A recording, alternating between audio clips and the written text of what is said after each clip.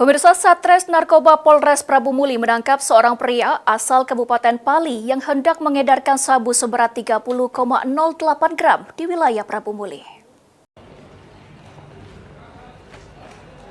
Satuan Reserse Narkoba Polres Prabu Muli berhasil mengamankan seorang tersangka diduga bandar narkoba di Jalan Asampaye, Kelurahan Prabu Jaya, Kecamatan Prabu Muli Timur, Kota Prabu Muli.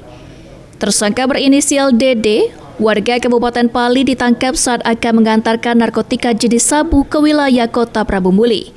Dari hasil penggeledahan, petugas mengamankan barang bukti 3 paket besar narkotika jenis sabu dengan berat 30,08 gram. Kabak Ops Polres Prabu Muli Kompol Harmianto mengatakan saat penangkapan tersangka sempat membuang barang bukti untuk menghilangkan jejak. Telah diamankan seorang laki-laki yang diduga menjadi bandar, menjadi pengedar narkoba jenis sabu-sabu. Ketika dilakukan penggerebekan dalam rangka upaya penangkapan, tersangka mencoba untuk menghilangkan barang bukti tersebut dengan cara narkoba jenis sabu tersebut dilemparnya, tetapi jatuhnya tetap di dalam rumah juga, rumah ini rumah bedengan. Tersangka mengaku mendapatkan narkotika tersebut dari daerah Air Hitam, Kabupaten Pali dengan harga 12 juta rupiah dan berniat menjualnya di Kota Prabu Muli seharga 15 juta rupiah.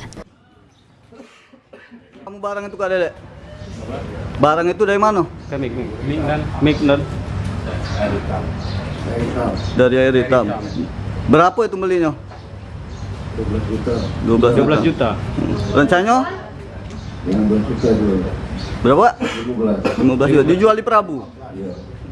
Berapa keuntungan dari itu? Kalau itu? 2.100.000.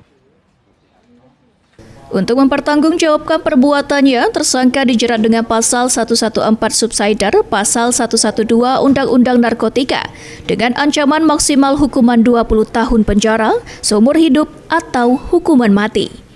Anggi Perkasa, PAL TV.